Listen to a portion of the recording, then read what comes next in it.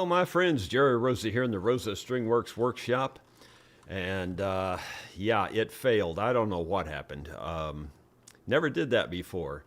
It just said failed to connect or something. And when it did that in the past, it meant my IP address had changed on my PC. Well, I went and checked, and the IP address was still the same. So I don't know why it did that, but I had to recreate it. Therefore, very few people have found this on the new one that I had to recreate. So it just is what it is. I don't know how to explain stuff like that. Every once in a while you have a glitch in the matrix, and we had one today is all I can tell you. Looks like a few people are finding us, though. It looks like it says we have 33 people on here already. Well, I actually was going to start it off playing the auction mandolin here. I've got these headphones in. Thought I could try to do that to see if I'm getting, if I'm burning on the microphone, which I noticed we were doing yesterday. I am not good with these earbuds. I don't know how people wear the darn things. They don't stay in my ears for nothing. And they never have. That's the way it's always been with me. Thought I'd start off just playing a little instrumental number. It's probably good while people are trying to find us here. I thought I'd just start off with that.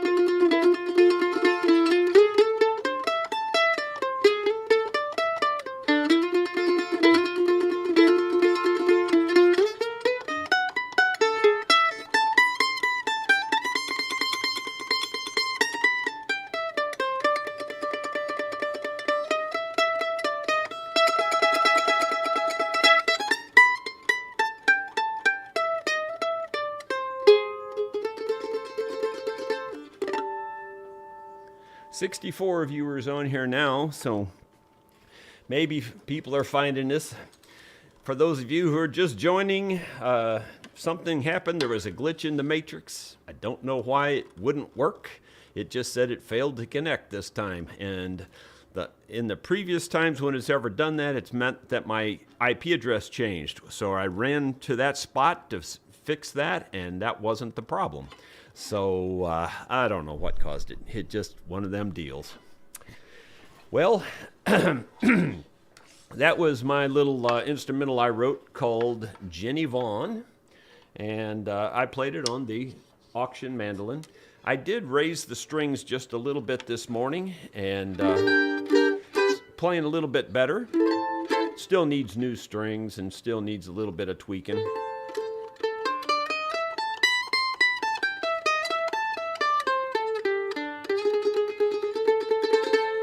Have it turned up a little bit too hot in my headphones.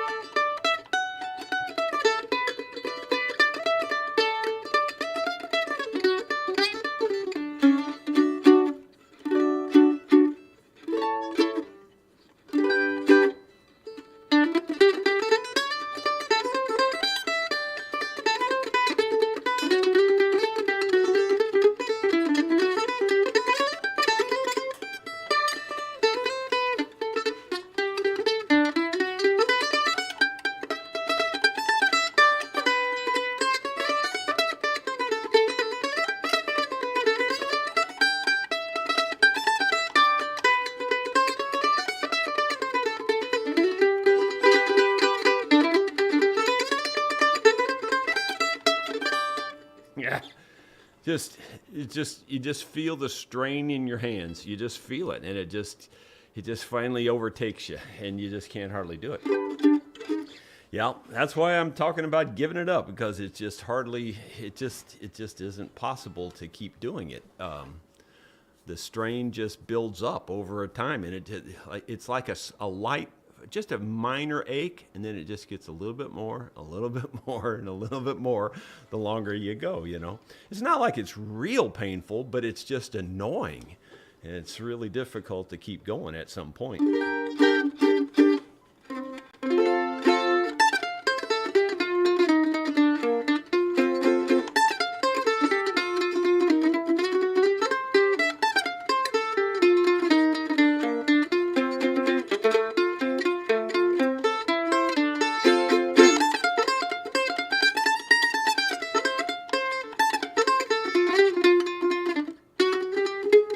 Yeah, I forgot how to play that.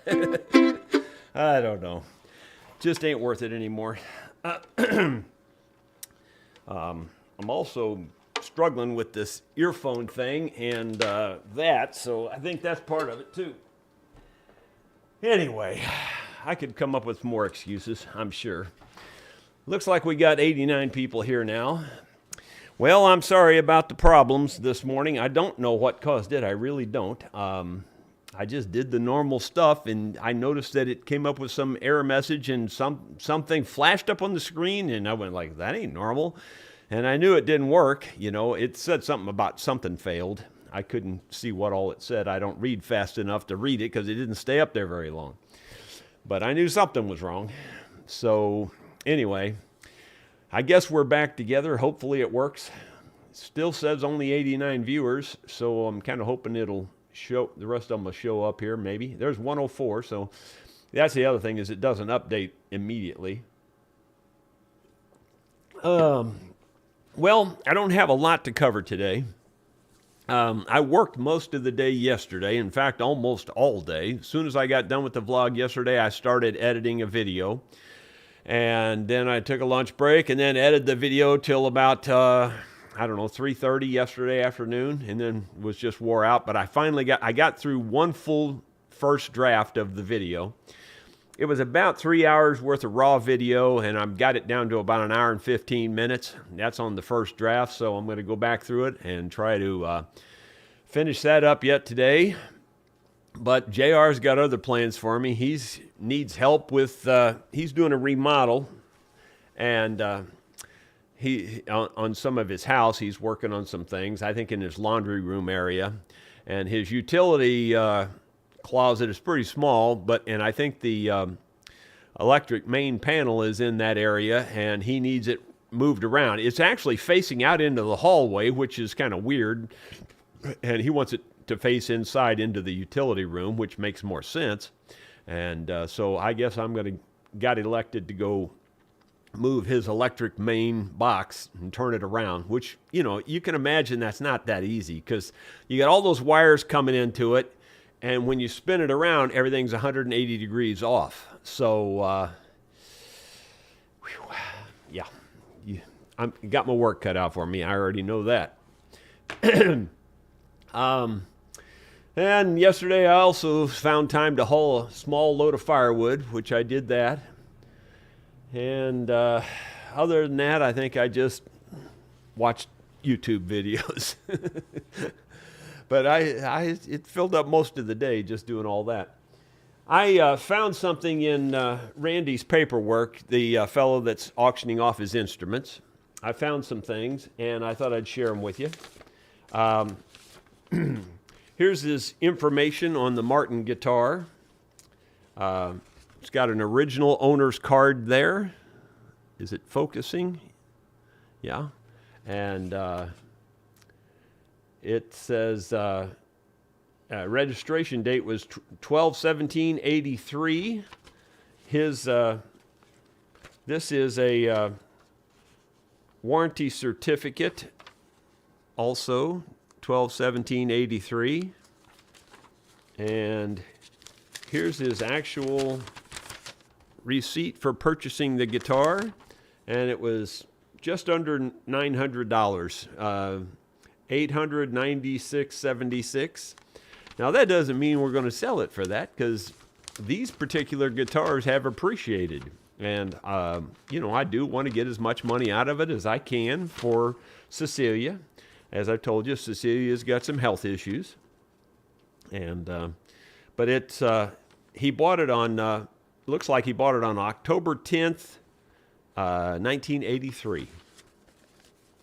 So all that original paperwork will go with the guitar, which I think is pretty cool.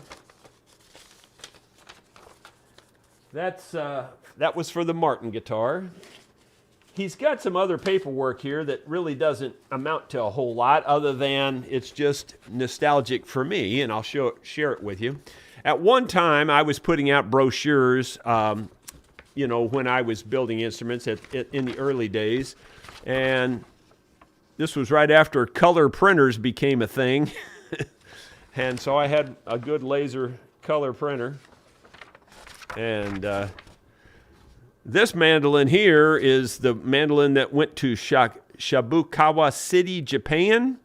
As I have told you guys, right after the internet started back in the early or mid-90s, I got a phone call, and I couldn't understand the gentleman. He was speaking Japanese, and every once in a while he'd say a word I could understand. He'd say mandolin, and I'd go, "You're calling about a mandolin?" He said, "Yes." And then, I'd ask him questions, and he would, he could say yes. He could apparently understand enough English to answer yes or no, And so I finally got out of him that he wanted to buy a mandolin, and I happened to, that was the mandolin that I was playing at the time. In fact, that's the mandolin that's on the cover of my It's in the Wind CD. And Jack Zert, that world-class photographer, took these pictures. These were just snapshots for him. They weren't, like he didn't do any big setup or anything. And this other mandolin, I think I took these pictures myself, but these were taken just in my backyard of where I had my shop originally up in St. Louis County. This mandolin, I think, was the third or fourth mandolin that I had built. I can't remember now. I think this went to Parmenter, I think is his last name, but I'm not sure about that. But anyway, this just kind of,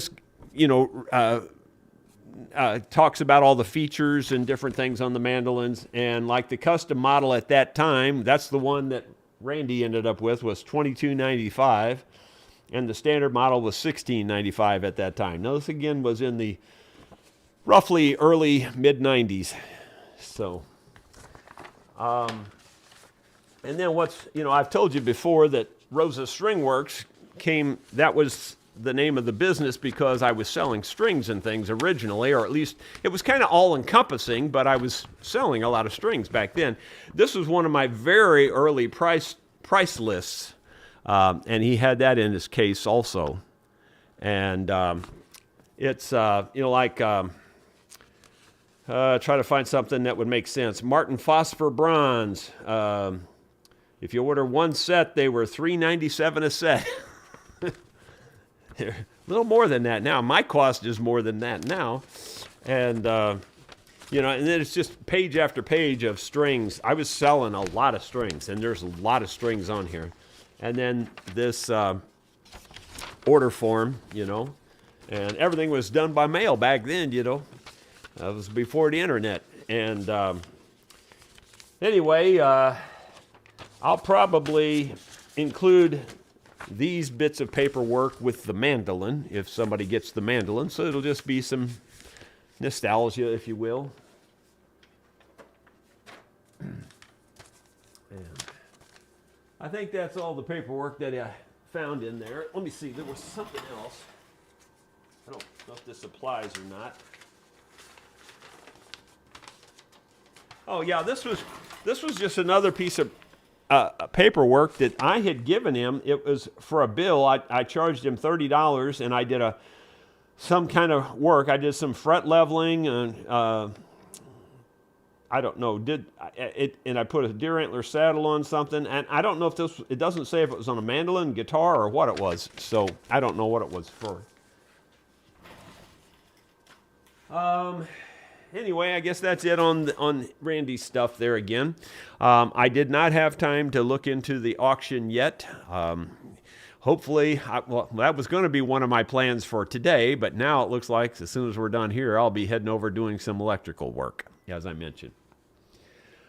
The topic for today was discussing fret scales. Now, let me just first tell you that don't blink, because if you do, you might miss everything I'm going to tell you. No, I don't consider myself to be the expert. I don't consider myself to be the authority. I'm just going to tell you some things I've learned over the years about fret scales. There's going to be a lot of you out there that know some much more specific things about specific kinds of scales and things. I don't know all that. I'll just be honest with you and tell you I don't know all that. But the things I do tell you, I think you can take to the bank, and I think they would help you if you're building instruments or repairing instruments, and things to understand, and maybe understand it from a common sense perspective rather than the techie perspective and the perspective where these guys are hung up on everything. And when I say, I don't mean that negatively. I mean, like, they're hung up on every little kind of detail. And sometimes you can just take this stuff too far. You don't have to take it that far most of the time. Most of the time, it's a lot simpler than the way they try to explain it or feel that it is. For instance, the first thing about fret scales, the way I understand it, is you can make them any length you want. If you want one this long, you can make a fret scale that long. If you want one this long, you can make it that long. Of course, the optimum is that you get the bridge, the connection point, at the optimum point on your soundboard. That's the driving factor, if you will, to what your fret scale should be. And so, let's just say you are making a one-off instrument and it doesn't match anything that anybody's ever built before. Maybe it's a Mando guitar uke, and it's just got some unique properties to it. Well, your idea would be to decide where do you think the best bridge placement would be on that unique instrument. And then you would measure from your, I'm going to turn this up this way. I'm going to say this is your high E string on the bottom here. So in other words, it was just like if I'm playing it. So your bottom string is typically your string that you call your scale, or that's the one you typically use for your scale length.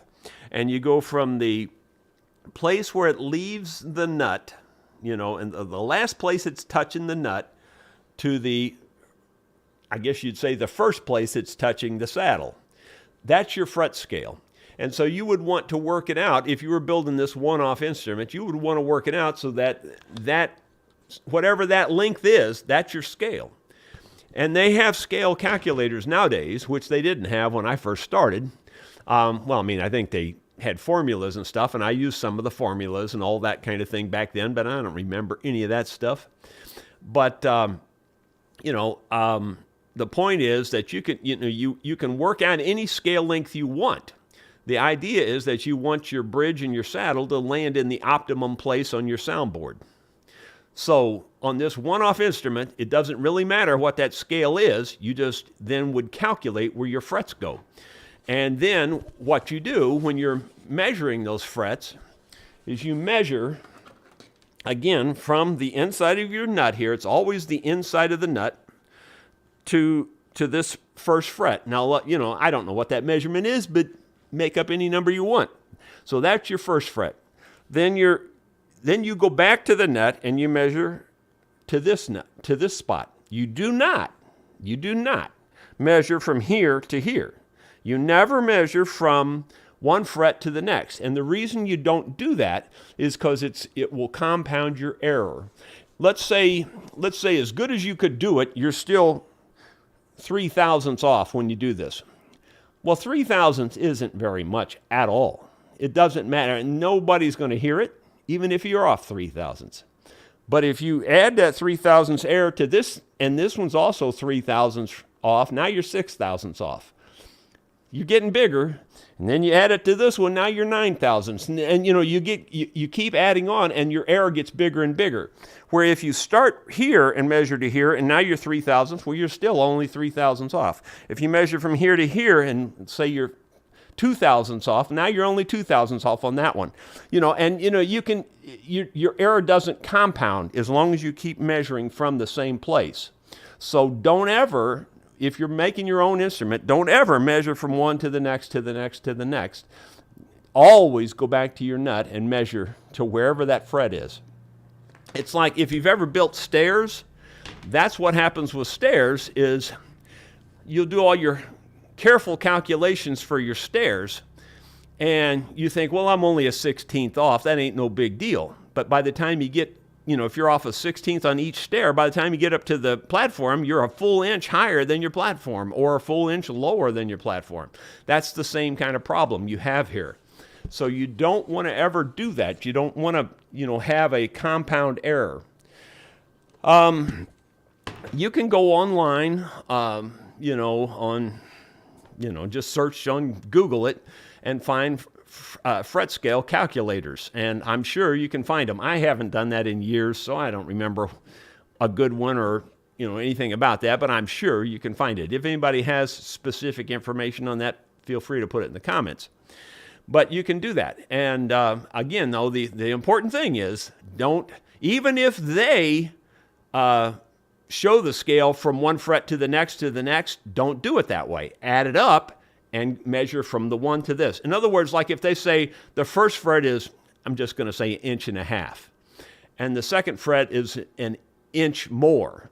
Well, don't measure from the first fret, measure from the nut and add them together. So you add that 1.5 inches and the inch, and that would be 2.5 inches to the second fret. Don't measure from one fret to the other. No matter how the calculator does it, don't use it that way.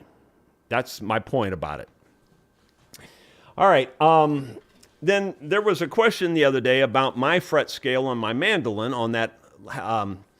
And again, yeah, that scale did not match the previous ebony fret scale I had. It wasn't off by much. It was off by, I don't know, maybe a 1/16 of an inch or something. I don't remember what it was off by, but let's say it was off by a 1/16 of an inch at the 12th fret from the nut. In other words, maybe it was a 1/16 of an inch further back. Well, that means that you're going to be a little bit different where you've set your bridge. But as long as it's not hugely different, it doesn't really affect anything.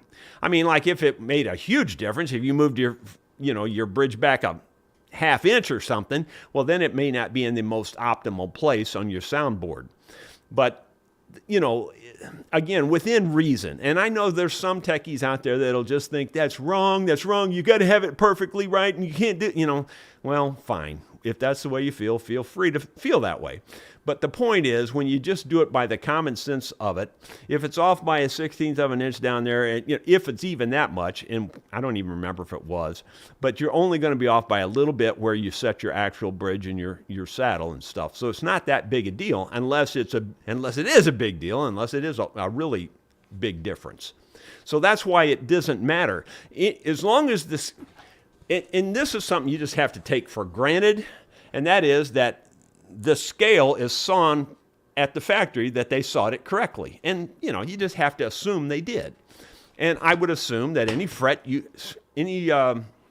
you buy that's pre-slotted, you just have to pretty much assume it's correct. Could there be an error? Yeah, there could be. But you just have to pretty much assume it's correct because they set them up at the factory and they are careful on how they do that stuff. So it's unlikely that it would be a problem, So that's why I said, even though that scale was slightly different from one I had used in the past, it really doesn't matter on the instrument that much unless it would really cause you to move your bridge a lot further back or a lot closer, one of those two things. Then it matters a lot. I hope that makes sense to you. But if you just use the common sense of it, most likely it's not going to matter. What else can I talk about fret scales? Some people ask, why is the saddle slanted? Why isn't it straight up and down? Your frets are straight up and down. Well, I don't know that I am the absolute black and white answer on this, but my understanding, or the way I've always thought of it, is the fact that your skinny string is your scale, and then as you go up in those bigger strings, they get bigger and bigger and bigger. And that's what causes that offset slightly. And it's the tension of the string and the diameter of the string, and that's what causes that to be slanted backwards slightly from the the small string, if you will. In other words, the scale gets a little bit longer as you go up the saddle. So that's what I understand about that. If anybody has a better explanation, wants to clarify that more, feel free to put that in the comments. That's really about everything I was going to tell you about on fret scales. I don't claim to be the expert. People have asked me the question quite a few times, what about these, unique scales, these, I don't know what they call them now, but these scales where the frets are changing all the time and in different shapes and angled and all kinds of things. And I say, just to me, at least from my perspective, to me it's just kind of gimmicky. It's just kind of hype, really, in my opinion. This particular type of scale has worked for a long time, and I don't see any reason to worry with it and change it, So that's just me. If you prefer to be that experimental kind of guy, then jump in there and do that. I got no problem with it. I mean, it's totally your own personal preference, And for me, I don't see any reason to mess with it. So there you go. That's everything I know in a nutshell. I hope you didn't blink. Let's go and see what we got in the way of comments. We've got 176 people on here now. And again, I'll just say one more time for those people that may have just joined at the end, I apologize for any problems you might have had finding it this morning. For whatever reason, when I turned it on the first time, and I turned it on time and everything, it just wasn't having it. It didn't work. It just gave me some kind of error message. And so I just had to kind of build it from scratch real quick. And I didn't even have time to go into the description and change the description. I just wanted to get it up as fast as I could here. Well, anyway, let's see. Rubbish Guitar Bloke, because that was the first one up there this morning. And Carolyn Fike was second, and Theron Corbett. And Carolyn says it was worth waiting for. Okay, well, fine. Let's look for question marks now. Gary Hayden says, Jerry, do you have the 2 microphones set up, tested, and ready to go for your next shop jam? Not entirely, no. I used it several days in a row, but I only used the one mic. And I will test it with the 2 mics and everything, and we'll do some test recordings with it and stuff. But as far as I can tell, it should work just fine. I can't see any reason why it shouldn't work. We do it with our live shows, and it works just fine, and I can't see how this would be much different. But you never know. Every time you do something with this stuff, with the computers involved, it can change what you think you know. Dottie Hildebrand, Jerry, are you playing tricks on us? Yeah, well, I'm just a tricky kind of guy. Brian Byler, morning, Jerry. Bill Rhodes, Gary, have you done any more on your truck? Okay. Well, I don't know what Gary's answer is on that. Let's see. Dottie Hildebrand again. Actually, Rod beat us on the other live. Hasn't come to this one yet. He might have got mad. He might have said, forget it. I don't even want to be there. I don't see his name down through there anywhere. Let's see. There's Ronald Todd. Good morning, everyone, from the West Banks of New Jersey. Let's see.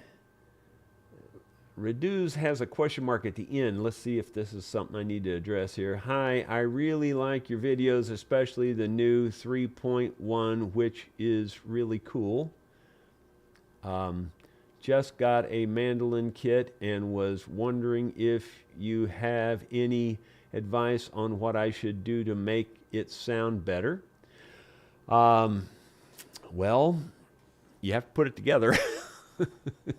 It won't sound very good until you do that. No, it's if you ask 100 people, you're going to get 100 answers. I guess my suggestion would be that you just take your time with it. Don't get in any big hurry. Carve it. As long as it's an arch top, which I assume it is, you can carve it reasonably thin. In other words, if somebody says it should be this thick in that spot, You can carve it every bit that thin, and it wouldn't hurt to go a hair thinner sometimes on most of the things on the top of a mandolin. Now, don't go crazy and get it way too thin, but a little thinner. When I'm talking a little thinner, I'm talking a few thousandths thinner. You don't have to go crazy with anything. No extremes. Try to just kind of think of it like that. Now, I will tell you on your arch top mandolins, your braces can be pretty darn small. In fact, technically, you probably don't even need them at all in terms of support. But you do want to keep them pretty small. Just go ahead and carve them down fairly thin, and you'll be fine with your braces that way. Don't leave them clunky. That's about all I can tell you. Just good luck to you on it, and hope it works out for you. The Freeze. Hi, Jerry. Rod was first. Yeah, I'm sure he was. Rod Wintler, I think but I don't see his name on here anywhere yet. He probably just got mad at me and said, I ain't talking to this guy no more. Rados, I don't see any question marks though. Hi, it says, hi, I'm 14. I really like all the stuff you're doing, especially the 3-point. I'm not even sure what we're talking about this 3-point thing. I was wondering if you had any advice for the mandolin kit that I got, make it sound better. Okay, that's just the same person asking the same question again. But yeah, if you're talking about 3-point, I can't think of what you're talking about there, unless I did a 3-point mandolin somewhere along the line, and I know I did. I just don't remember when it was. It's got to be quite a long time ago, I think. I don't know. Maybe I'm missing the point. Again, sometimes this stuff just goes over my head and I don't know what we're talking about. Dottie Hildebrand, Jerry, did the boys and Sue make it to Ohio safely? Yeah, and Sue's back. Well, Sue only took them halfway. Their mother met them halfway, or their father. I don't know which one. But yeah, Sue's back already. In fact, I hear her out there on the 4-wheeler, I think, going back and forth, or that's JR, one of the two. Joseph Supley, help Jerry, the mandolin sounds a lot better today. You can tell you worked on it. I have the same trouble with my hands as you do playing the guitar extended length of time.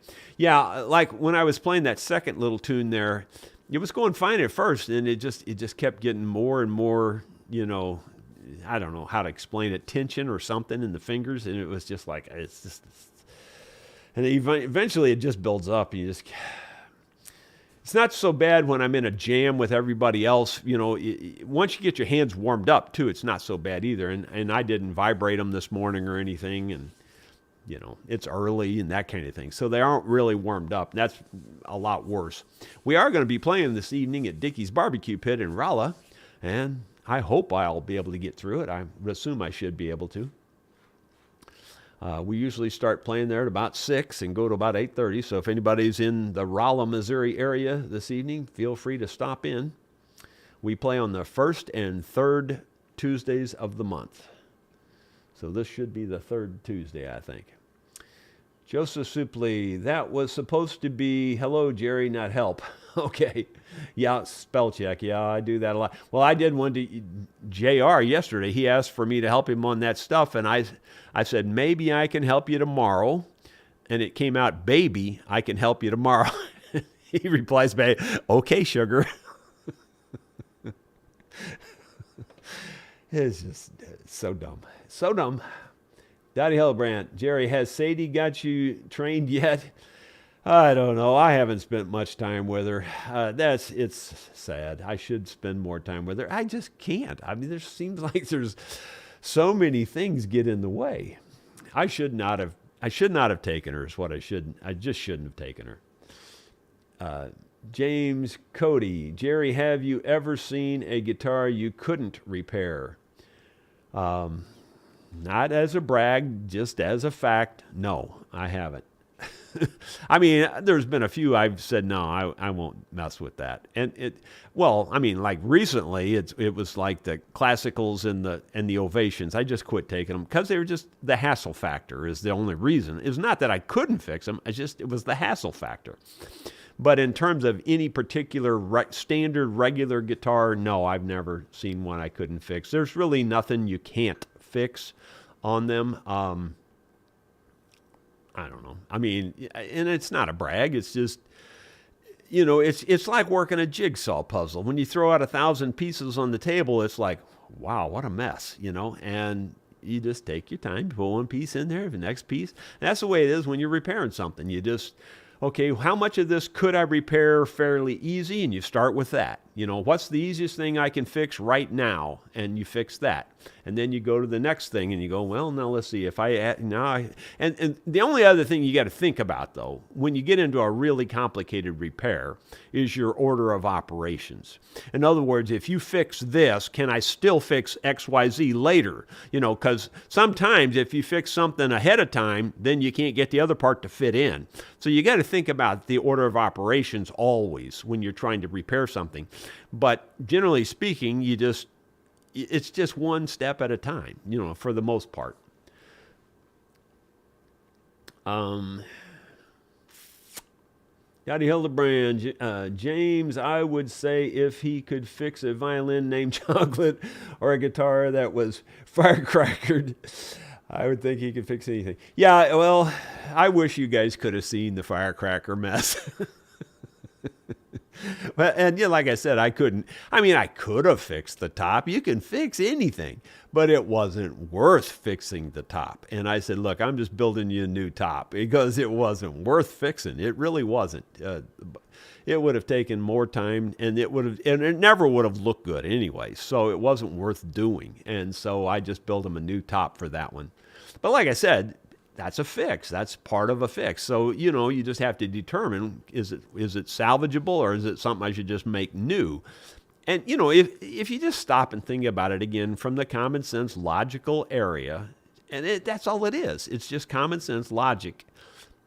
If you can build one from scratch, what is it that you wouldn't be able to fix? I mean, stop and think about that.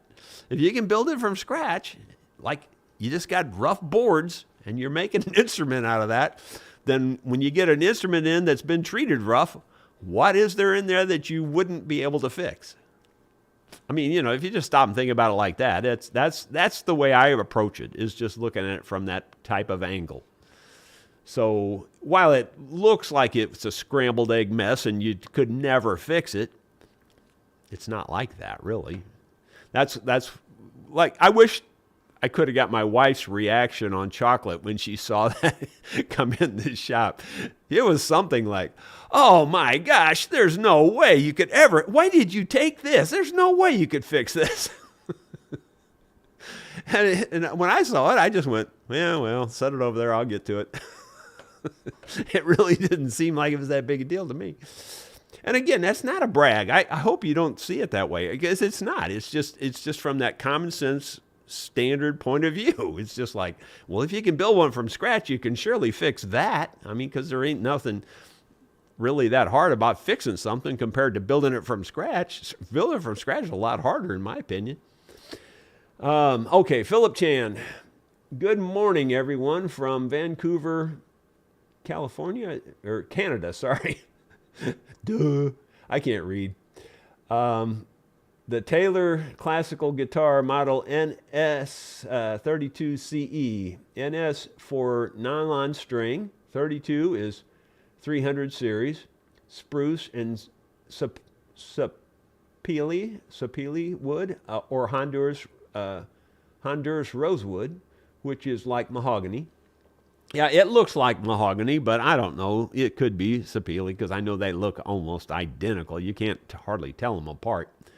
So, but anyway, it's a pretty nicely made guitar, I can tell that. Jeff Puris, the violin named Chocolate repair story is really great. Not just the repair, but the personal side too. Yeah, that's one of my favorites all time because of the girl and what the violin meant to her.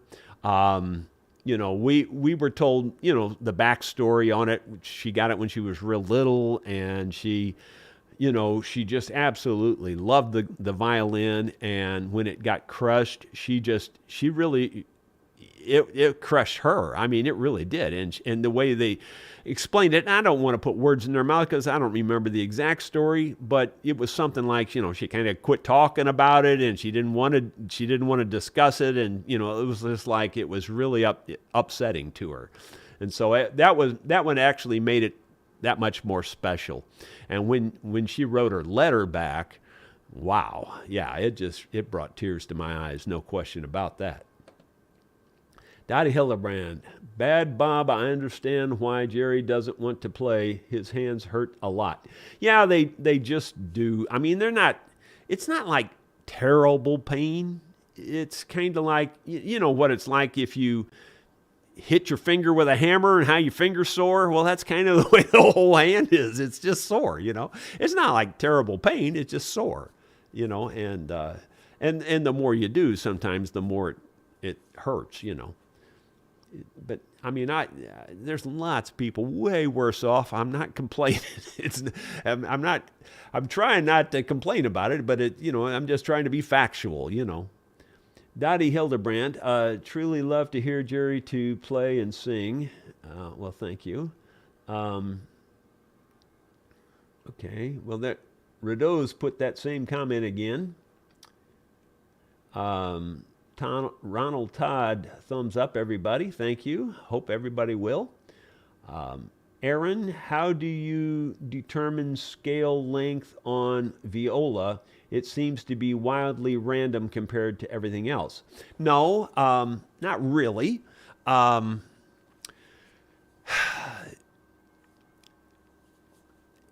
It's a little different with violins and violas. Violins and violas would be the same. There's really no difference, and really the same with all of your violin style instruments. Your bass, your upright bass, I'm talking about, and your your cello. All of those are basically the same. Now, I am not the genius that came up with their body shape and their body style and the size and all that. That's already been done. So with that knowledge, just knowing that it's already been done and they are what they are, they're the shape they are, they're the size they are, etc. Well, then, with a violin, because there's no frets, you can theoretically put the bridge kind of anywhere you want to up there that you like. Now, hear me out.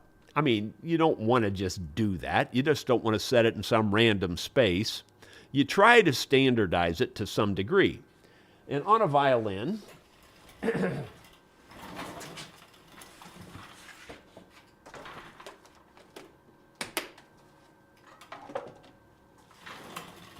and on all violin style instruments, upright basses, cellos, violas, everything, you have your F holes. And this little notch that's on the inside here and the little notch that's on the inside there, that's approximately where your bridge goes, approximately. And most people pretty much go by that and set it there. Now, the problem with that is that there are slight differences from one violin to the next, to the next, to the next. So I always tried to set it at a specific measurement. Don't hold me to this. I'm going by memory. I think it was 325 millimeters. So in other words, from the inside of the nut here to the inside of the bridge here, I think it was 325 millimeters.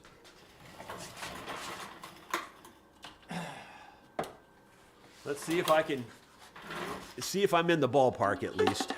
This one may not be set there, but this one's actually set at about 327. So that's close, 325. So my point of telling you that is, if you're the one that's doing violin setups, you want to try to standardize on a setup. And especially if somebody brings you 2 or 3 violins, you set them all the same. Because if you don't, what did you just do? You just changed their fret scale. That is the scale. That length that you established there with the bridge is their scale. So you want to try to keep it, quote unquote, standardized. So I typically worked, and I'm pretty sure it was 325 that I kind of standardized on and just kind of always used 325.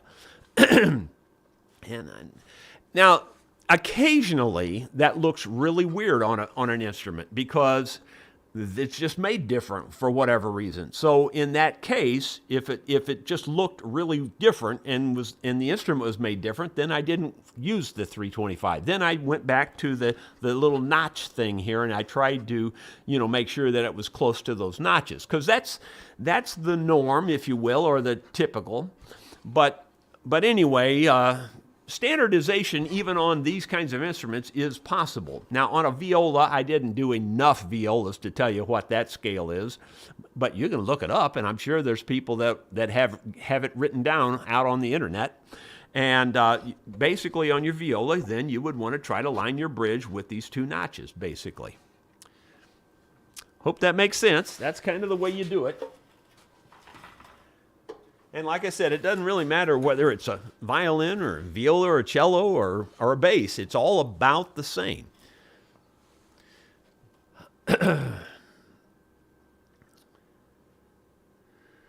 Okay, there's Rod Wentler. He says, here I am, folks.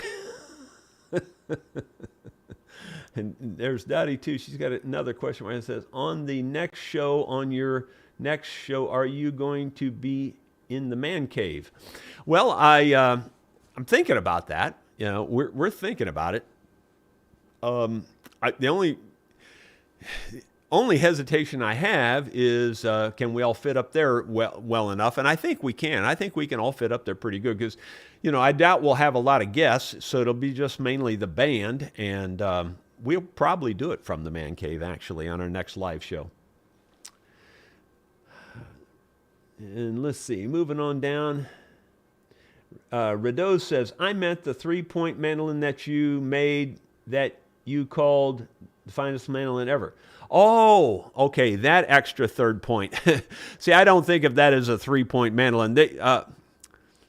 Well, now that you say it, though, I guess that is really the 3-point mandolin. You're right. I'm wrong. You know what I was thinking? Even I can't count. I can't think. I can't do nothing anymore. I thought you were talking about those 2 points that point out forward. Instead of the scroll on the top, I thought you were talking about a point that went out there and a point that went out the front. I don't know why I was thinking of that when you said 3-point. Sorry. Now I get it. Like I said, sometimes this stuff just goes over my head. And I'm not thinking clear a lot of times because if you don't realize it, you're under a little bit of pressure here. You got all these people counting on you. And anyway, so I wasn't thinking clear, but I know what you're saying now, and I apologize. Yeah, the world's finest mandolin ever built by a human. I put that extra little body point on there just because I could. And I thought, well, if it's going to be the world's finest, it needs to have a little extra something. So that's what I did that. And that's why I also, when I carved the scroll, I made the scroll flare out in those different places also. So anyway, it's just a little extra, if you will. And I really like that mandolin. I really do. I got a little pushback from the band at first. I don't think they cared for it at first, but now I think it sounds as good as any mandolin I've ever built. I mean, they all take a little playing in. When they're brand new, they don't sound as good as they do after you've been playing them a little while. And I think it sounds really good now. I really like it a lot.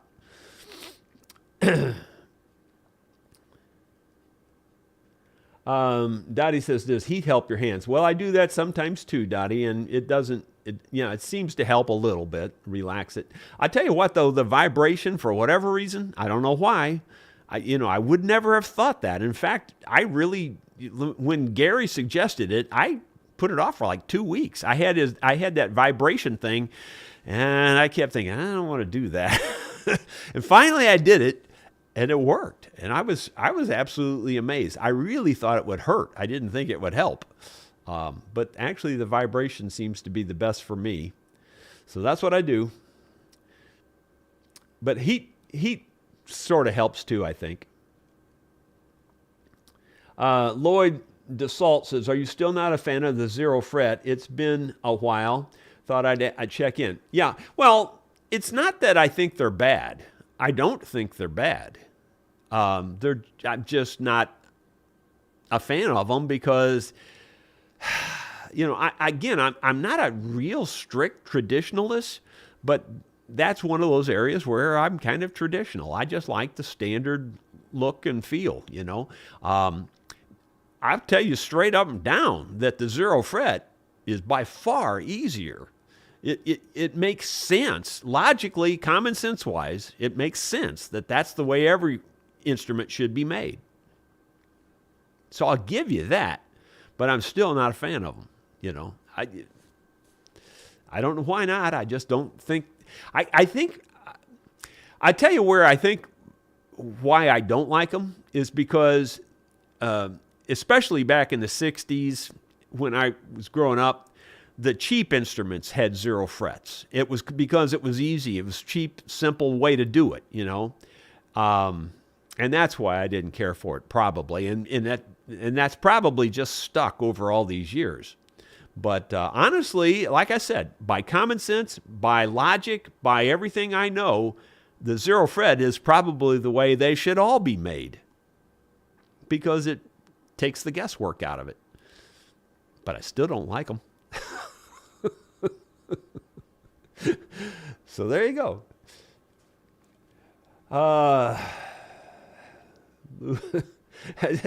Sometimes I can't explain why. It's just one of them deals, I lost that person's comment. Where was that at? Oh, I see it here. No, I don't see it. Did it scroll on me or what happened? I don't know what happened. I don't know. The Free says, I have a small dump truck cradle. I'll give you want to make another dump trailer or small dump truck. No, I don't really need anything like that, but I appreciate it. I just need to get time to get back on the dump truck and fix it. It's not that hard to fix. It's just time, it's just, I don't have nothing to do. I don't know why I'm complaining. Let's see. Ben Boyd, hey Jerry, are you having the concert on Thursday night? Would that be this Thursday night? I guess we are then. See, time gets away from me. Yeah, so it's always the last Thursday of the month, and I haven't looked at the calendar. Yeah, so this coming Thursday, the 22nd. Glad you brought that up. No, that's not right. That's not the last Thursday. The last Thursday is the 29th. Yeah. Yeah, we have a leap month. So it won't be this Thursday. It'll be the last Thursday of the month, which is the 29th. Yeah, so it is the 29th. Sorry. I hope that's clear now. That's assuming I'm looking at the right calendar, and I think I am. Let's see. Spoken songs, was it the hassle factor or the pucker factor? No, it was the hassle factor. on those two types of guitars, the Ovations and the Classicals. Again, Ovations are fine guitars. I'm not knocking them. Classicals are fine guitars. I'm not knocking them. It's just the hassle factor of working on them. That's all. And I just quit working on them. I quit working on them quite a while before I quit working on all guitars. Dottie Hildebrand, Jerry, I have both of your CDs. Do you have any more I could get? I'll pay for the CD and the shipping. Well, we had 3 CDs out for longest time, but I sold out of the one that somebody else made for me, and I don't really have a good way to duplicate them anymore, and I just decided to quit worrying about it, selling them. The other one was, the third one was I Just Rent It From God, that CD. Now, that's not an all-gospel album. That was the title of that one song that I wrote, which was about retiring early and buying this farm. It's that I don't own it. I just rent this from God. That's the title of the song. And but that particular album, I don't have any more of them to sell. But it's kind of a mixture of old-time country, bluegrass, and original songs. It's probably the most eclectic mix of all of them, but I don't have any more of them. So I'll consider possibly doing something with that. But I think most of the songs are out there that you can download individually off of that album. So there's that at least. Clyde Price, good morning, Jerry and viewers. Still get a chuckle when I think of the explosion story. Yeah, that was a serious deal, man. I'm seriously tough. Well, you see houses all the time on the news. There was one just recently, just a few days ago. I don't remember where it was at now, but it blew up and killed a couple of the first responders were there. They were there because there was a gas leak, and I think it killed 2 or 3 firemen. I don't know how many, but it killed a couple of them at least. And yeah, and it just leveled that house. Well, that's basically the kind of explosion we had there in the backyard. And it was contained in that concrete, and it threw that big dog in that big dog house. I don't know, man. I seriously don't know how far, but it was all the way across the parking lot. It's hard to remember how far that was, but it's probably 60 feet at least, if not further. I don't know how far, but a long way. And you can tell it launched it. I don't think it rolled it there. Anyway, that old dog, it didn't even seem like it fazed him at all. You know, he got out of the doghouse. He was just happy as he could be, just running around. But that whole time, during all that chaos and the screaming and everything that was going on, I could hear that dog going, roar, roar, roar. It really was funny after it was all over with. Let's see. Michael 2X, how can the Rosemeister be contacted? Well, not very well, but you can send me an email, and I'm way behind on emails right now again, but if you send me an email, that's probably the best way. Michael 2X says 320 millimeters Rosemeister. Well, that's a little close for most of them, I think. For instance, it would be close for this one. I just measured it at 327, and you can see this is in front of that notch. So if anything, this one should be longer than 327. So I standardized on 325 because it seemed to be the median around all of the violins. But feel free to standardize on anything you want. You know, everybody can have their own. You know, that's the way violins are. They don't have a black and white scale. You know, and but there's also some pre-made scales for people that are learning that you tape onto your violin, and those are 325, I think, also. So that's probably where I got it from a long time ago. Bill Webb, you were working on chocolate the first time we came up to visit. It was amazing to see all the little splinters and pieces you had to put back in place. Yeah, that was a pretty fun job, really.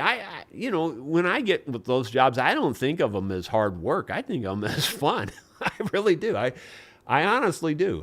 It's kind of a challenge. It's more fun to work on those than it is to work on just your average thing, you know. Jeff Puris, I would love to sit in with the RSW band, but I would have to take the strings off my guitar. That's funny. No, if you're in the area and you want to come up, feel free. Bill Webb, I still have the guitar banjar you gave me. Oh, yeah, I forgot I did that. Yeah. My timing for that first visit was spot on. Yeah. Gotta fly Lee. Jerry, I don't like the way the 0 fret looks. Yeah, that's me too. I don't like it. I just don't like it.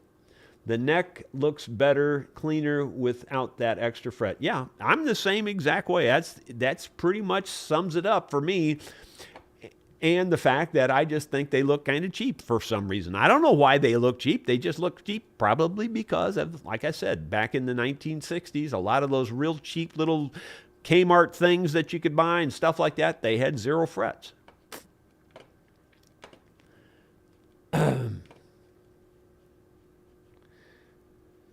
Jardine's got a long one there, but I don't see any question marks. Hello from Scotland, Jerry. I had a bowl back ovation copy, and what drove me nuts about it was I would not sit on my knee. Yeah, that's exactly right. Yeah, and by the way, not just the bowlback ovations, but those bowlback mandolins, you ought to try to hold one of those suckers. Those, what I call a chili dipper. Those things roll off your lap. You can't hold those suckers for nothing. They just roll. They're the hardest instrument I've ever seen to try to play, because I don't know why they were designed that way to begin with, because they are very hard to hold. Theron Corbett, what makes a fiddle a violin, or is it just the style of music? Yeah, it's just who's holding it in their hand, and it really, there's no difference between a fiddle and a violin. They're the same thing. Country, old-time country, and everybody always call it a fiddle. Your classical people call it a violin. And, even Itzhak Perlman, if I'm saying his name correctly, I saw him, talking about his violin, and he called it a fiddle every time he talked about it. He says, it's a pretty good old fiddle, and it was a very nice one, obviously, and worth a lot of money, I'm sure, but he kept calling it a fiddle the whole time. So it's just a name. That's all it is. There's nothing to it, really.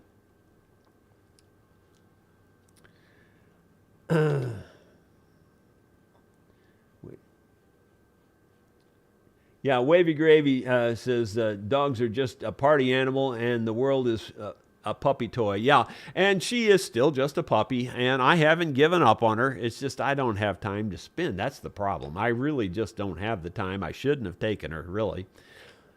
But, she's an excellent dog. If you're looking for a pet, she's a 10. There's no doubt about it. I'm just not looking for a pet. I'm looking for a work dog, a dog that's interested in helping and doing things. And that's smart enough to get in there and do that. Peter Laubeck, 325 millimeter is okay for mandolin and violin. It's half the Fender guitar. Well, now, I wouldn't have thought it would have been right for a mandolin, 325. I don't think I've ever measured the mandolin, to be honest with you.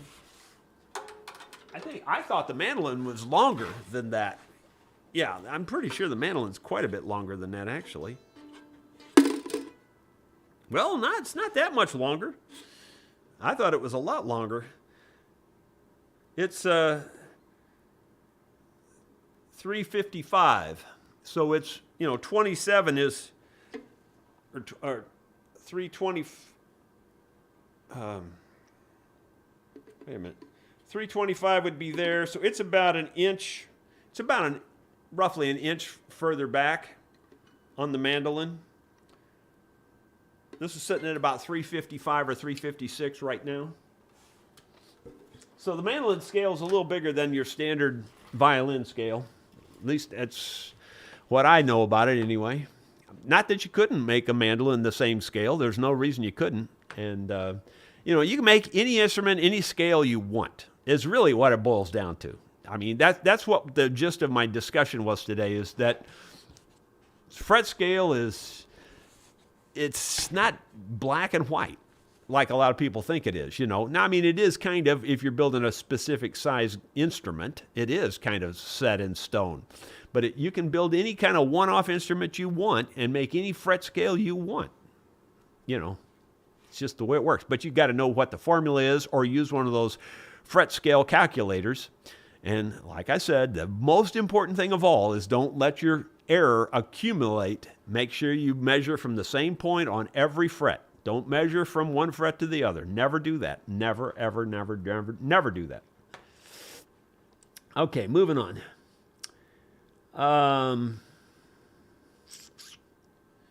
Looking for question marks, and we're just about done, it looks like. Kenny Laird, how do you tune the 0 fret?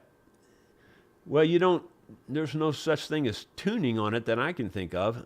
Are you talking about your intonation? Your intonation would just, in other words, the zero fret is your nut. It's no different than your nut. It's just that instead of, like your nut is still there, but your nut is there is to keep your string in place. It doesn't have anything to do with holding the string up. It's just there so that you drop the string in that slot, and then the string sits on the zero fret. So the nut is here. You drop your string in the slot, and then the string is sitting on the zero fret. That zero fret becomes the front of the nut. And so your scale is measured from that zero fret back, not from the nut back, whenever you have a zero fret. So that's an important distinction too, is that your scale is now on a zero fret instrument. It's measured from the zero fret, not from the nut, because the nut can be any distance behind the zero fret. I mean, they're usually not very far behind the zero fret. They're usually only, 1/16 of an inch or something behind the zero fret, 1/8 of an inch maybe. But the point is, from that point on, your scale is measured from the zero fret back, not from the nut back. That probably just confused everybody. Robert M., how did you learn to work on guitars? Really surprised you didn't make more guitars. You're really good at it. Well, I never wanted to build them as a job.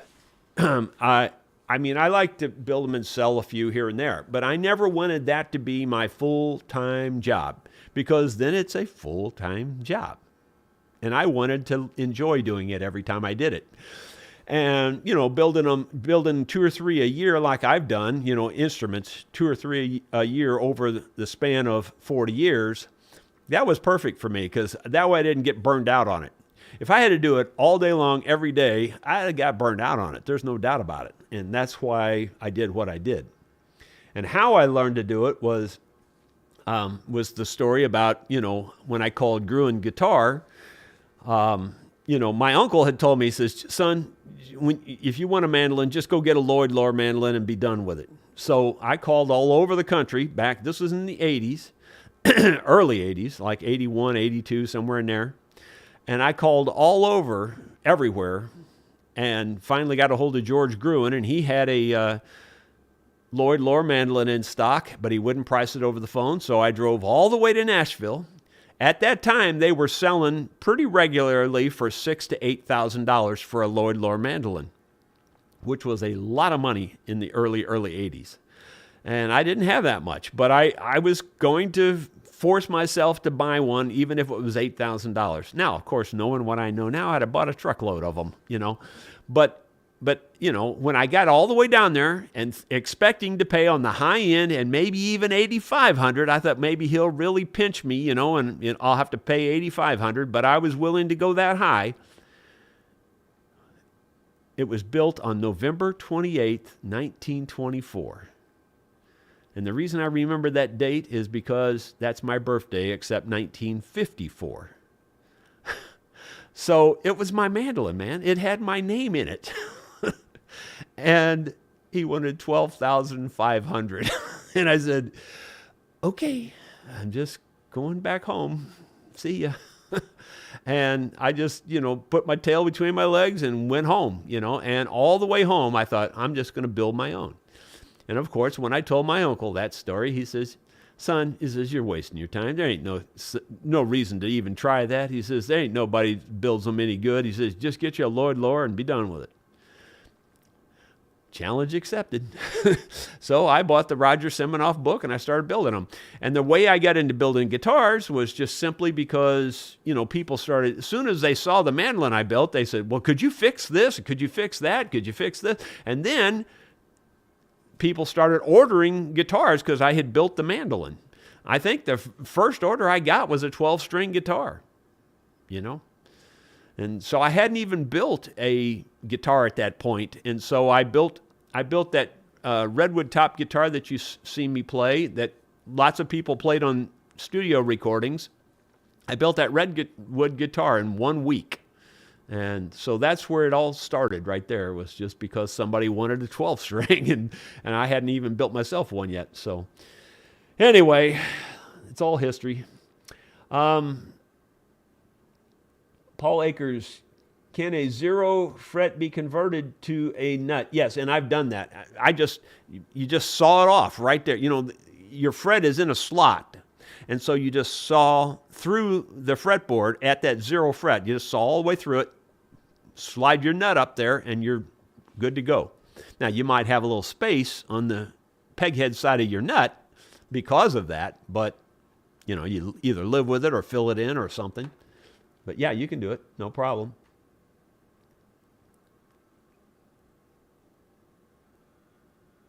Yeah, Paul says he stares at it and he thinks he doesn't like it. But you can do it. I mean, you can take it, you convert it. But then again, the only hesitancy I would have on something like that is that, oh, you said hummingbird copy. Okay, yeah, if it's a copy, then I wouldn't hesitate to do it. If it was a real hummingbird, I probably wouldn't do that. I mean, if it was any real name brand, expensive type instrument, I wouldn't probably change it. But otherwise, yeah, changing is not that big a deal, really.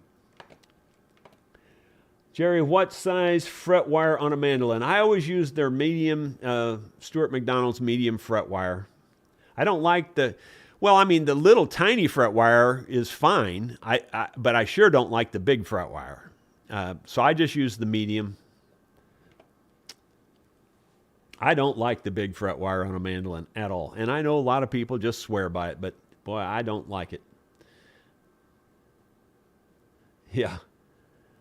Larry Adkins is using the old adage there, a violin has strings and a fiddle has strings. Yeah, I've heard that one before. Aaron, okay. Tomastic Infield says that the violin strings have a scale of 325 to 328. Cellos is a 700, and viola is all over the place. I haven't found a standard. Well, they make a lot of different size violas. That's the problem. Like that viola that I sold for Patty Chandler. Forget now. That was one of the larger scale violas. They make different scale violas. Of course, they make different size violins too, but your standard 4/4 violin is, reasonably the same size, reasonably.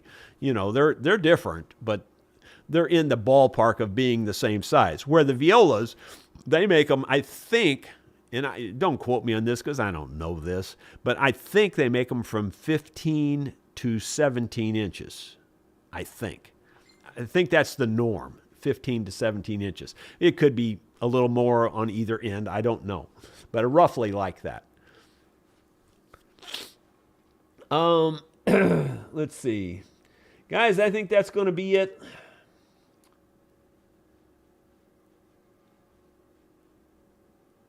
I just saw that one comment pop up there, but I don't know what it means. The Freeze says, Jerry, doesn't the banjo and the mandolin both news about the same besides frets? Yeah, I'm not sure what that was supposed to say there, because I think the voice recording got you on that one again. Doesn't the banjo and the mandolin both about the same besides the frets? I'm not sure what that means. But, really, there's more similarities between any fretted instrument. Like, in other words, I don't care if you're talking a ukulele or you're talking a bass guitar. If it's a fretted instrument, there's more similarities than there are differences. It's just the length of the scale. There's hardly, or even if you're talking a banjo, it's just now the banjo players, there's a lot of them out there, they just think they're so different and unique and that you can't do what you do on the other instruments, but it's not true. Your banjo's exactly like your guitar, exactly like your mandolin. Yeah, it's got the fifth string, but that doesn't affect anything, really. It doesn't change anything. Yeah, it's got a skin head. That doesn't change anything. The bridge should be located the exact same way on your banjo that it's located on a guitar. I don't care what anybody says. That's a black and white fact. There you go. But you won't get that out of your banjo players. They won't believe that. Not for a second. But I've done it lots of times, and I've never had a problem. Not one single time have I ever had a problem. Just setting them up just like I set up a guitar. And they work perfectly, and they intonate perfectly. These funky things that they do to banjos, like putting on these half-moon bridges and stuff, and, you know, I'm not saying you can't get that to work. I'm just saying it's unlikely that that's what it needed, you know. That's what I'm really saying, is it's just unlikely that that's what it really needed. It just probably needed to be set up just like a guitar would be set up, and then you'd be fine. But like I said, you can't hardly tell any banjo player that, because most banjo players have it in their head that it's different and it won't work that way. But it's not true. Anyway, there you go. Eddie Turner says, that lap steel I built is fun. Trying to level the top of the strings to the top to stop the buzzing. Yeah, I imagine. Well, it's you know, all frets, if you're noting a fret, the next fret back is only got a couple thousandths clearance. So if it's a couple thousandths high, it's going to buzz. And couple thousandths, man, you can't put your fingers together and really measure a couple thousandths. I mean, your fingers will be touching. You'll feel like they're touching when you're 2 thousandths apart. I mean, that's how close 2 thousandths is. It's really, but that's how much they got to be level within a thousandth or two at the most if you're going to get it to not buzz. That's the way fret leveling is. All right, guys, I'm going to let this be it. Thanks for joining me. We're down to 168 now. We were up to almost 200 there for a little while. I guess I bored some people to death. But thanks for joining me, and thanks for searching me out and having problems this morning. I don't know what caused it, but hopefully we won't have that happen tomorrow. We will see you with something else then.